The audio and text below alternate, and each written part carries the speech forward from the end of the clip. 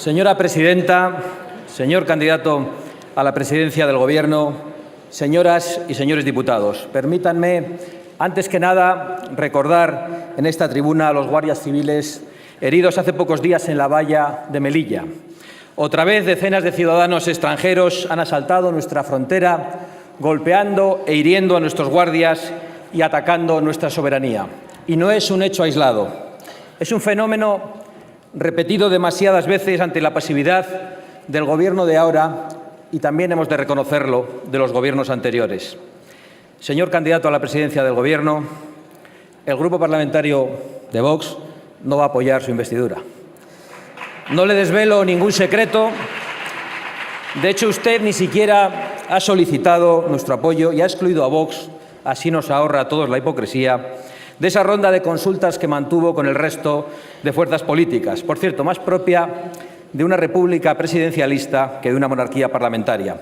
Y no nos ha extrañado, porque son ustedes los grandes arquitectos de los cordones sanitarios de los que hablaba esta misma mañana y de las políticas de apartheid, es decir, de aplicar la censura a quien se atreve a disentir de su disparatada agenda ideológica. Efectivamente, no vamos en el Grupo Parlamentario de Vox a apoyar la investidura del señor Sánchez.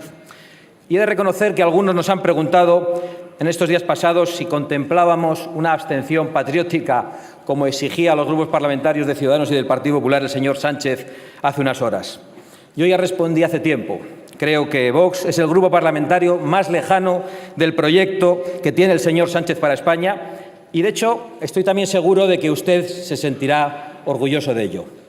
Yo también.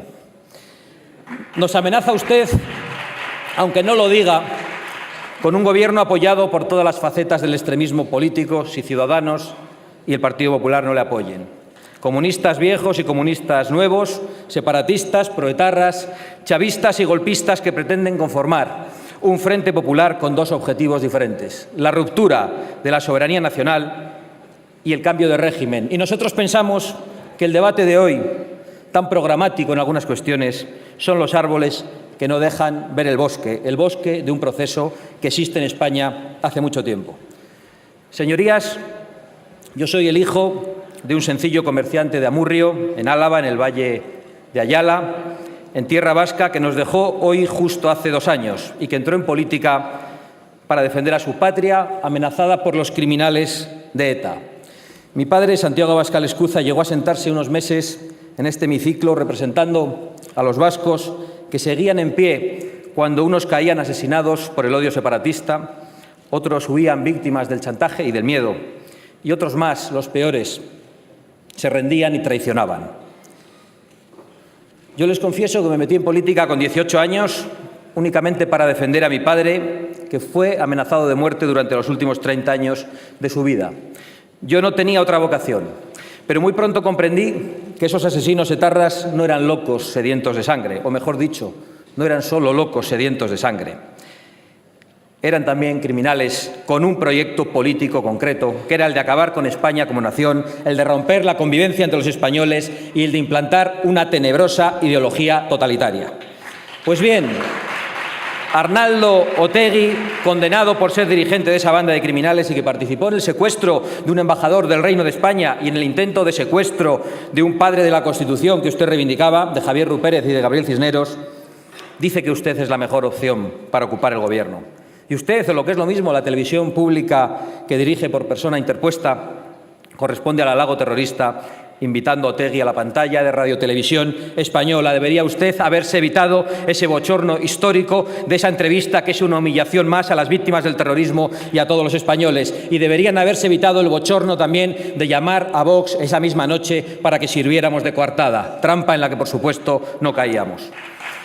Y a propósito de esa infamia televisada, nos gustaría saber a los diputados de Vox y a millones de españoles, y yo sé que esto les sorprenderá a muchos diputados porque lo consideran cosa pasada, si este empeño de normalizar a los terroristas en la vida política y en la vida pública española es fruto de las negociaciones que el señor Zapatero mantuvo con la banda terrorista ETA. De hecho, nos gustaría conocer el contenido íntegro de esas actas de negociación que formalmente hemos pedido en esta Cámara.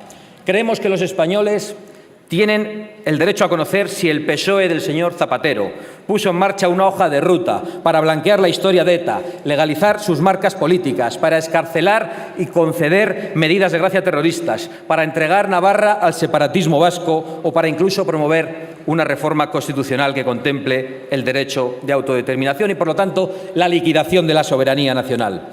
Los españoles tienen derecho a exigirle el contenido de esas actas al Gobierno y saber si los gobiernos de España han tenido o tienen hipotecas con bandas terroristas, es decir, si tienen hipotecas con los enemigos de España. Y, en definitiva, tenemos que conocer si ese Frente Popular, del que usted es solo uno de los cabecillas, es el resultado de un proceso que nace a partir del 11 de marzo de 2004 y en el que confluyen dos amenazas. Una a la propia existencia de España a través de la impunidad para el separatismo catalán y la normalización de las marcas políticas de ETA, y otra amenaza al orden constitucional que anhela el cambio de régimen y que incluso pretende el derribo de la monarquía parlamentaria. De todo ese proceso, el usufructuario a corto plazo, si se mantiene en el Gobierno, será usted, señor Sánchez, pero quienes van a recoger las nueces serán los de siempre, serán los separatistas. La existencia de ese proceso es la única forma de explicar el desafío permanente de la Generalidad de Cataluña, una institución en absoluta rebeldía contra la soberanía nacional y que vuelve a gozar de una incomprensible impunidad, a pesar de que han reiterado que lo volverán a hacer. La misma impunidad que llevó al golpe de Estado de octubre de 2017 durante el Gobierno del señor Rajoy. La impunidad con la que muchos diputados que se sientan en esta Cámara, que inexplicablemente han adquirido la condición de diputados y que, en vez de acatar la Constitución como la ley exige, han jurado abiertamente combatirla en nombre de los principios, decían, delirantes del 1 de octubre. Pues bien, señor candidato, con estos aliados pretende usted ser investido presidente del Gobierno, con los amigos del condenado Otegi, con los amigos del golpista Junqueras y también con los amigos del tirano Maduro, ese sátrapa que, bien maquillado por Zapatero, ha sumido a Venezuela y a nuestros hermanos venezolanos en el caos, en la violencia, en la represión y en el hambre. Permítanos, señor Sánchez, que no le otorguemos a usted ninguna credibilidad si pretende disfrazarse de político con sentido de Estado. Y permítame también que repita en esta tribuna un aviso para sediciosos, para golpistas y para terroristas. Más allá de los pactos secretos o de las promesas que hayan recibido desde un partido o de otro a cambio de su apoyo parlamentario, abandonen ustedes toda esperanza, porque nunca lograrán sus objetivos políticos o criminales. No ha llegado España hasta aquí para que la derroten una pandilla de sediciosos, mitad corruptos y mitad fanáticos, porque no saben ustedes cuántos hijos de comerciantes y obreros y estudiantes y parados, de médicos, de jueces, de hombres del campo y de la mar se pondrán en pie olvidando cualquier diferencia cuando sientan amenazada su patria.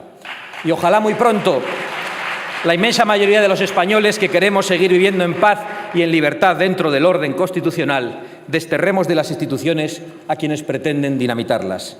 Sería una grandísima noticia para que el Estado pudiese de una vez por todas, después de 30 años, ocuparse única y exclusivamente de resolver los problemas de los españoles en vez de seguir creándoselos. Señorías, hay españoles que necesitan urgentemente de la eficacia del Estado, esa eficacia que comprobamos tan a menudo cuando se trata de la agencia tributaria y que hay que empezar a trasladar al resto de organismos e instituciones de la nación.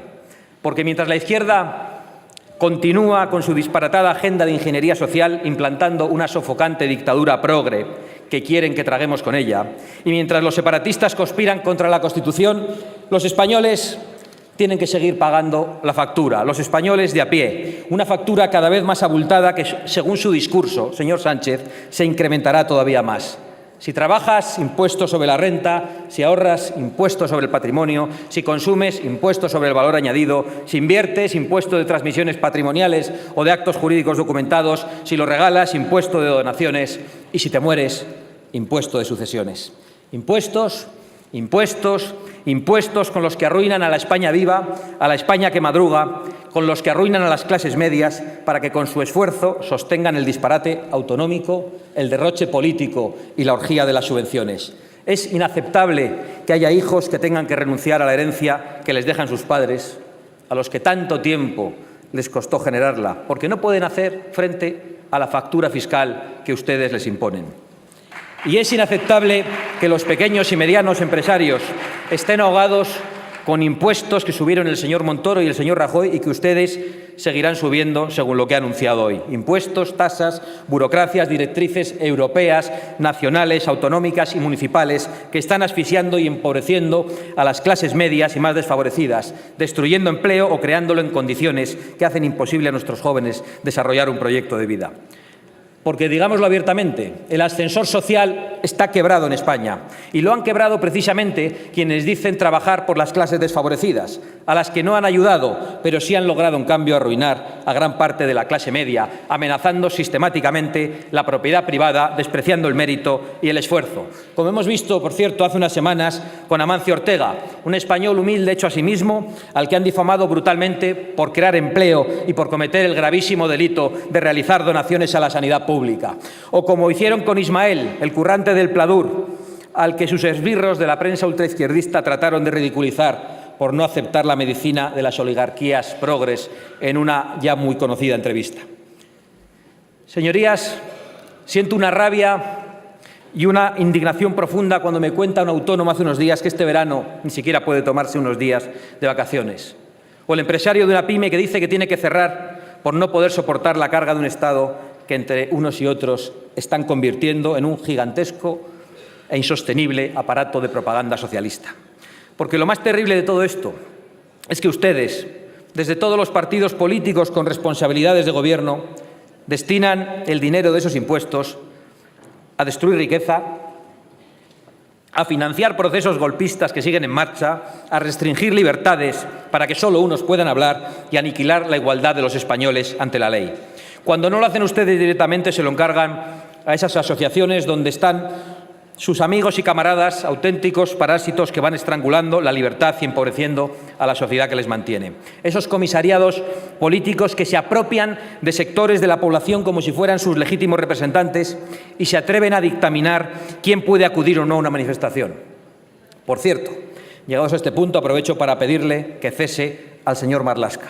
Escuchando su vergonzosa justificación del ataque de unos energúmenos a unos diputados de esta Cámara, entiendo mejor por qué en los numerosos procesos electorales de este curso los simpatizantes y los militantes de Vox han sufrido todo tipo de insultos, de coacciones, de ataques y amenazas, como no ha tenido que padecerlos ninguna otra fuerza política de esta Cámara.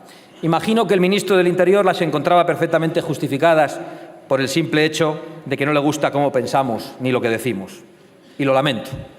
Pues bien, celebro informarle, en cambio, señor ministro, que va a seguir escuchando a esos casi 3 millones de españoles que han confiado en nuestra formación política, porque nos han votado precisamente para que defendamos su derecho a disentir del consenso progre de todos los partidos y de la inmensa mayoría de los medios de comunicación. A mí me habría gustado aprovechar esta sesión parlamentaria para dar las gracias a todos los portavoces políticos que se han solidarizado con los simpatizantes de Vox, agredidos, amenazados e insultados a lo largo de todo el territorio nacional desde el pasado mes de diciembre, incluso desde antes. Pero ya lo he hecho en persona, porque han sido muy pocas las muestras de solidaridad recibidas y porque casi nadie, ningún grupo político, ha apoyado nuestra denuncia contra esas violencias que parece que empiezan a ser vistas con normalidad desde que el comunismo con el que usted quiere pactar popularizó los escraches en España. Puedo llegar a entender esa falta de solidaridad, señorías, porque el miedo es una mordaza muy poderosa.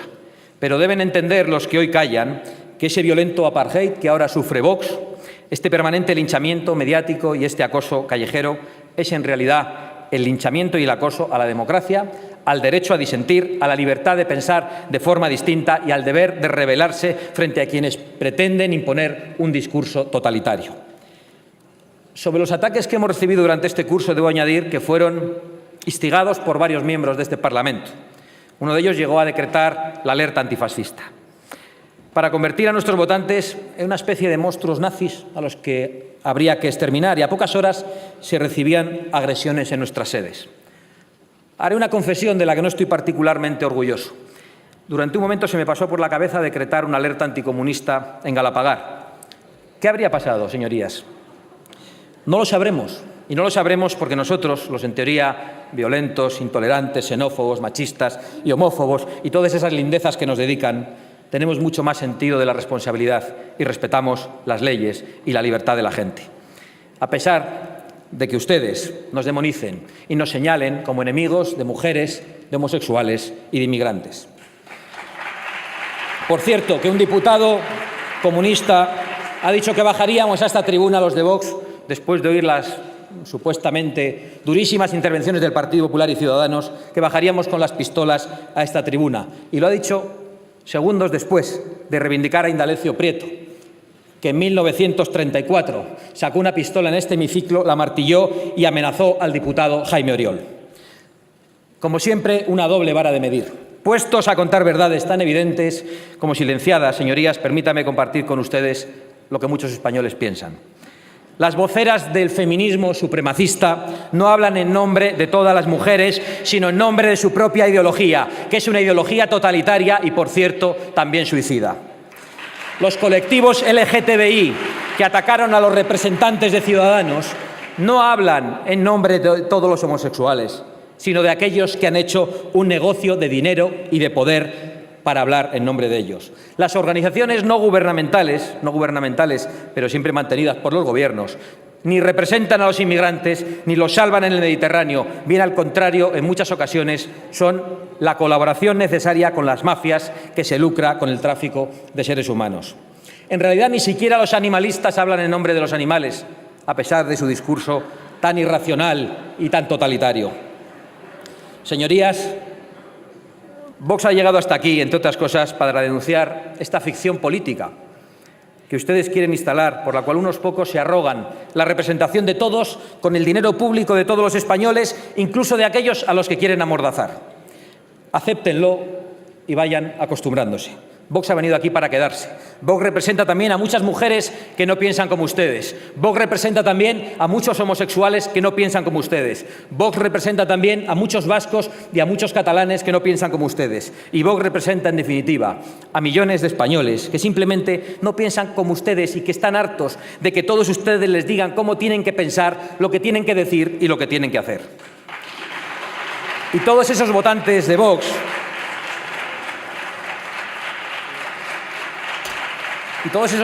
de Vox y muchos más que todavía no nos conocen porque se han formado una idea equivocada de nosotros a través de la manipulación política y mediática, reclaman un proyecto que no tiene nada que ver con el suyo, señor Sánchez, ni con el de sus presuntos socios. Son españoles que exigen el restablecimiento del orden constitucional en Cataluña, la disolución de los partidos golpistas y la ilegalización de cualquier proyecto separatista de ruptura de la unidad nacional y de la democracia. No podemos permitir que los enemigos de la unidad nacional y de la democracia sigan utilizando los instrumentos del Estado para atentar contra la soberanía nacional. Son españoles conscientes del disparate económico y que entienden que hay que recuperar, por ejemplo, competencias en educación y en sanidad como primer paso para la igualdad de todos los españoles en todo el territorio nacional y de la reversión del Estado de las autonomías. Son españoles hartos del infierno fiscal y que piden una bajada de todos los impuestos que no se pueden eliminar y que serían muchos si suprimimos las subvenciones a partidos, a sindicatos, patronales y el derroche general del gasto político.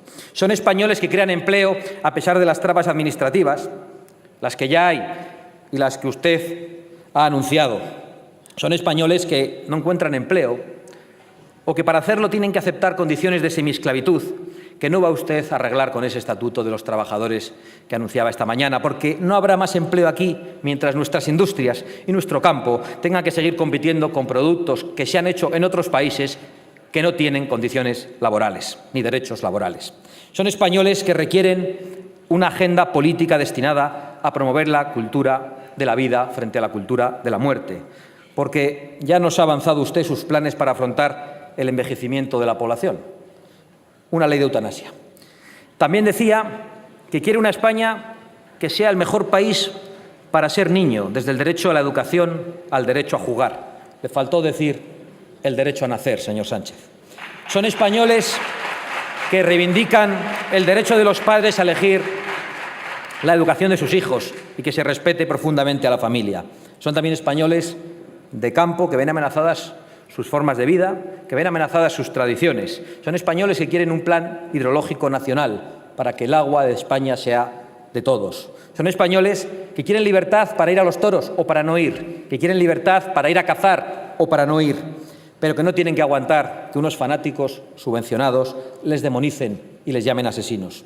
Son españoles que quieren seguir siendo españoles y gozar de libertad y de igualdad en todo el territorio que comprenden nuestras fronteras, y que exigen que los políticos se ocupen de los problemas realmente importantes, como por ejemplo el suicidio demográfico que estamos viviendo.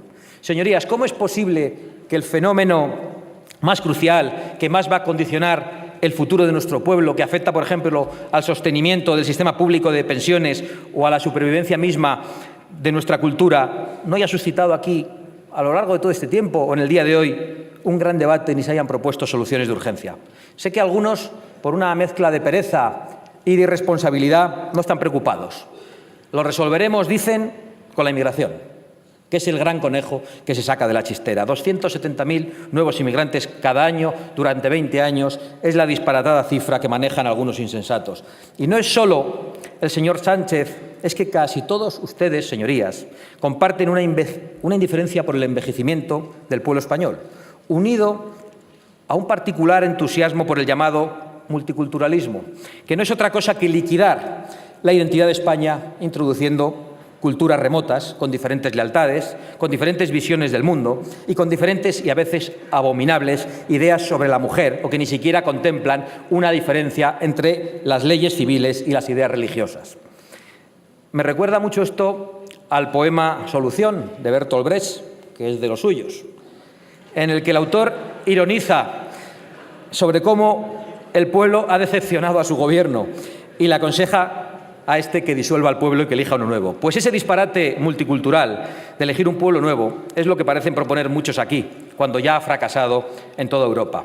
Una Europa que, ya les adelanto, no se va a doblegar a las imposiciones de las oligarquías progres y globalistas, por mucho que demonicen a millones y a millones de europeos. En Vox, por supuesto, nos oponemos a la inmigración ilegal, esa que ustedes desde las instituciones, a pesar de lo que ha dicho esta mañana, amparan, incentivan y llaman. Y por tener esa posición, ¿qué hacen? Pues lo fácil, lo de siempre, demonizarnos, insultarnos, y nos llaman xenófobos y nos llaman racistas. ¿Verdad, Ignacio? Señorías, una nación sin fronteras no es una nación, igual que una casa sin paredes deja de ser un hogar. Pero si ustedes son partidarios de que se pueda entrar en España de cualquier manera, tienen derecho a plantearlo.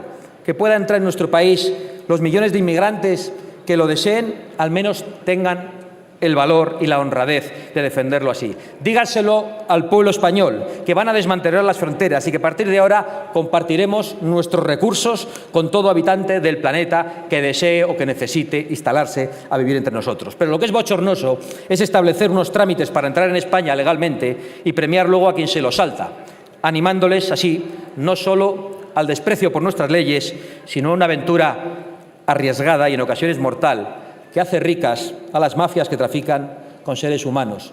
Una especie, señorías, una especie de juegos del hambre, una crueldad infinita, donde ustedes, los solidarios, prometen recompensas en forma de pagas y de asistencia sanitaria que luego a veces no llega a todos los españoles y se las prometen a quienes vulneran nuestra propia legalidad y viven para contarlo. Nosotros, a pesar de lo que ustedes dicen de nosotros, aceptamos una inmigración legal y ordenada, una inmigración orientada a las necesidades y posibilidades de nuestra economía y que atienda especialmente a la capacidad y a la voluntad del inmigrante de integrarse en nuestra cultura y de aceptar nuestras leyes. Por eso, cuando es necesaria, aceptamos especialmente la inmigración hispanoamericana para España y como posible solución para Europa. Y esto, digan ustedes lo que digan, es puro sentido común y es lo que piensan la mayoría de los españoles, incluso muchísimos de los votantes de la bancada de la izquierda. Como es de sentido común exigir que los extranjeros que cometan delitos graves o reincidan en los leves sean deportados a sus países de origen, con los que, por cierto, habrá que llegar a acuerdos para que cumplan allí su condena y para que no regresen jamás. Pues bien, en vez de esto, muchos de ustedes se empeñan en engañar al pueblo español. Lo vivimos a diario. Por ejemplo, cuando una repugnante violación colectiva es cometida por españoles, conocemos hasta los detalles más triviales y personales de los autores. Se convocan grandes manifestaciones y se multiplican los titulares. Pero en las decenas de delitos semejantes, cuando sus autores son extranjeros, todo cambia. 3 violaciones colectivas se han denunciado la pasada semana, pero en estos casos se oculta descaradamente el origen nacional de los criminales y se dice que se hace para no provocar xenofobia. ¿Ustedes entienden lo que esto significa? ¿Acaso piensan que los españoles no pueden conocer la verdad, los datos reales de la criminalidad, porque les toman ustedes por locos? ¿Acaso tienen que tutelarles como si fueran menores? Lamentablemente, esto no es nada nuevo, lleva sucediendo demasiado tiempo y no solamente con este tema. Llevan décadas diciendo a los españoles corrientes que son estúpidos, que son xenófobos, que son homófobos, que son machistas, que necesitan ser permanentemente controlados y reeducados por sus mayores, es decir, por ustedes y por sus altavoces mediáticos. Y es curioso porque en esta misma Cámara, que es consecuencia de un régimen de la democracia, que parte de la idea de que la soberanía reside en el pueblo y que nosotros solo somos sus representantes, y siendo así, ¿cómo se puede pretender que la gente corriente es lo bastante sabia como para elegir a quienes le gobiernan, pero no para gobernar sus propias vidas? Ese afán compartido en el proyecto del Gobierno del señor Sánchez es lo que desde Vox venimos llamando dictadura progre y a lo que nosotros nos oponemos y por lo que nosotros votaremos no, señor Sánchez. Una visión totalitaria de la sociedad que incluso, como en las más terribles novelas distópicas, se atreve a dictar nuestra memoria. Y fíjense si son ustedes anacrónicos, que cuando dejan de pensar en 1936 solo llegan a 1984. Algunos viven obsesionados con lo que sucedió en España hace 80 años. Por supuesto, esta obsesión está muy bien remunerada a través de chiringuitos y de asociaciones correspondientes. Y, en definitiva, consiste en que con el dinero de todos se dicta a los españoles lo que tienen que pensar sobre nuestro pasado, sobre una época histórica concreta. Señorías, la ley de memoria histórica es fundamentalmente un ataque a la libertad, además de un insulto a la inteligencia. Y su propuesta de ampliarla es la iniciativa más totalitaria que ha escuchado esta Cámara desde los viejos discursos de Pablo Iglesias. Es increíble que tengamos que perder el tiempo y el dinero en este empeño de ustedes en profanar tumbas, contar mentiras e imponer su visión sectaria de la historia o su verdad sobre la historia. Una historia redactada por ustedes y por sus asalariados que oculte, por ejemplo, que el fundador de su partido, Pablo Iglesias, amenazó de muerte desde esta tribuna al señor Maura en un mes de julio como este y que pocos días después el señor Maura fue tiroteado. En la discusión que siguió, a pesar de que ustedes se rían, aquella amenaza intervinieron José Canalejas y Eduardo Dato. Canalejas fue asesinado un par de años después y Eduardo Dato algo más tarde, cuando también era presidente del Gobierno. En esta misma Cámara, diputados socialistas y comunistas amenazaron a don José Calvo Sotelo, uno de los líderes de la oposición. Y días después, en un mes de julio como este, los guardaespaldas de un líder socialista fueron a casa del señor Calvo Sotelo, le sacaron y acabó asesinado. Y sin embargo, escuche bien la señora presidenta, el pasado 13 de julio, en el aniversario de este crimen, la cuenta oficial de Twitter de esta casa prefería recordar otro acontecimiento muy importante. Frank Sinatra graba su primer disco.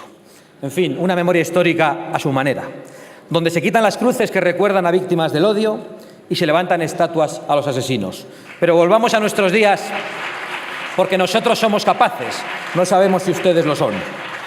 Creo que he mostrado las insalvables diferencias que existen entre el grupo parlamentario de Vox y el conglomerado socialista, comunista, chavista y separatista que representa el proyecto que pretende liderar el señor Sánchez. Creemos, señor Sánchez, que si sale adelante su investidura va a causar usted mucho daño a España y sabemos que no le importa, porque solo anhela el poder. Creo, señor Sánchez, que con usted las clases medias van a sufrir más de lo que ya sufren y les va a costar cada vez más llegar a final de mes. Creo que los catalanes que viven bajo una administración golpista y totalitaria van a estar más desprotegidos. Creo que nuestros admirables militares, muchos en misión por el mundo, nuestras fuerzas y cuerpos de seguridad del Estado y nuestros funcionarios de prisiones, todos los que velan por nuestra seguridad, van a trabajar en peores condiciones y van a ser poco o nada reconocidos, como creo que no se les va a reconocer ni la justa equiparación salarial que merecen. Creo que se va a continuar alimentando el efecto llamada de la inmigración ilegal, que crea un drama en los países de origen, que crea una tragedia en nuestras fronteras y que crea conflictos en nuestros barrios. Creo que van a continuar los salarios de miseria que hacen imposible formar una familia. Creo que las mujeres van a estar más desprotegidas porque ustedes no meterán en la cárcel para siempre a los criminales sexuales. Es más, les recuerdo, ya que tanto se les llena a ustedes la boca hablando de la defensa de la mujer, que fue el Partido Socialista en 1994 quien rebajó las penas de prisión para los violadores. Y creo, resumiendo, que el Frente Popular que usted desea realmente traerá miseria a la economía, traerá enfrentamiento, restricción de libertades, inseguridad en las calles y ventajas e impunidad para los enemigos de España.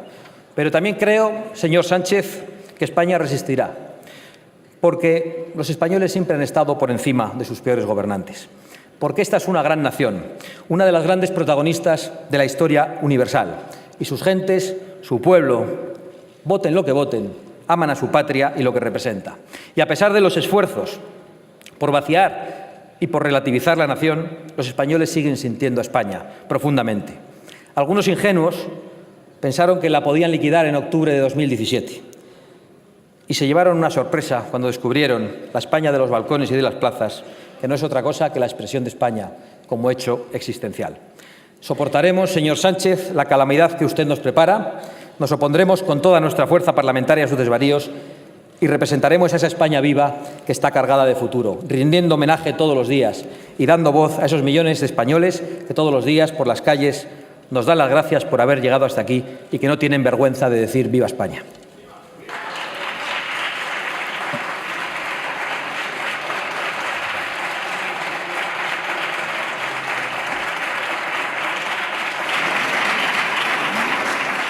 Bueno, señor Sánchez, ¿cómo es eso de traerse la réplica preparada antes de escucharme hablar? Intolerancia, clasismo, nostalgia, y lo decían ustedes, que no toleran que nadie lleve la contraria al pensamiento progre.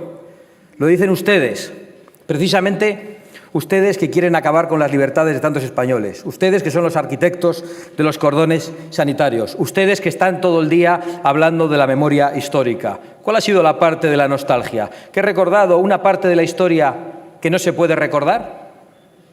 ¿Exactamente a qué se refiere? ¿Cuál es el problema? Traía usted los papeles ya preparados y tenía que decir algo, sobre todo, para no contestarme a mí, sino para contestar a los señores del Partido Popular y de Ciudadanos. No sé si debo salir aquí a contestarle, pero lo que ha quedado claro en el día de hoy, por sus ataques a unos, por sus silencios ante otros, por sus fobias y por sus filias perfectamente identificables en el día de hoy, por el tono con unos y por el tono con otros, y por sus mentiras respecto a unos y su cariño con otros, es que usted prefiere antes a Otegi que a Ortega Lara, a pesar de que usted esté atacando y tratando de difamar a nuestros votantes y a lo que representamos y a lo que piensan 2.700.000 españoles. Y esto me permite decir que hoy asistimos, diga usted lo que diga, y haga los juegos de artificio que haga, a la consolidación del Frente Popular, de una manera paulatina, en la votación del jueves o en la de dentro de unos días. Un Frente Popular que con su responsabilidad amenaza la unidad nacional y que pretende un cambio de régimen que trata de llevarse por delante también la monarquía parlamentaria. Señor Sánchez, sí, con esos van a pactar, con los que quieren llevarse por delante la monarquía parlamentaria. Yo entiendo que se escandalicen porque no han oído estas cosas en la tribuna hace mucho tiempo, pero han oído cosas peores en el otro lado y no les escandalizan tanto. ¿Sabe cuál es el drama, señor Sánchez? Que a usted le echaron del PSOE porque no querían que gobernase con comunistas y separatistas. Y lo dramático es que hoy usted va a hacerlo con el silencio completo del PSOE. Peor aún, con el aplauso del Partido Socialista Obrero Español. No nos ha pedido la abstención, nos ha ignorado totalmente y no nos ha pedido la abstención. Menos mal, casi se lo agradezco, señor Sánchez. Y no se la daríamos, ni aunque usted nos prometiera una rectificación, porque no tiene credibilidad, porque le hemos visto envolverse en una gigantesca bandera de España, como si fuera un presidente norteamericano, y semanas después decir que en España había 4 naciones, porque creemos de verdad que a usted le da lo mismo Arre que So, le da lo mismo Juana que su hermana, y creemos que usted no tiene escrúpulos, sino que únicamente tiene ambición de poder. Señor Sánchez, la verdad es que creo que va a ser usted elegido presidente del Gobierno de la nación española, quizá no en el día de hoy, pero más adelante, con los votos de los enemigos de la nación española. No puedo felicitarle ni desearle suerte, pero he de decir que me apiado de su destino y que la historia le juzgue a usted lo mejor posible. Muchas gracias. Veo que el señor Sánchez reitera sus mentiras y además desconoce incluso quiénes son nuestros socios en Europa. Le informo gustosamente Es el grupo de los conservadores y reformistas, dentro del cual está el Partido Conservador Británico. Lo digo por si tiene usted a bien informar con corrección. Y aún así le digo también que nosotros no participaremos de la demonización ni del cordón sanitario contra ningún otro grupo político europeo. Pero aunque no me haya contestado, aprovecho para despedirme de usted, diciéndole que va a encontrar en Vox durante toda esta legislatura un obstáculo insalvable para su proyecto. Sépalo usted, sépanlo sus amigos y sus aliados.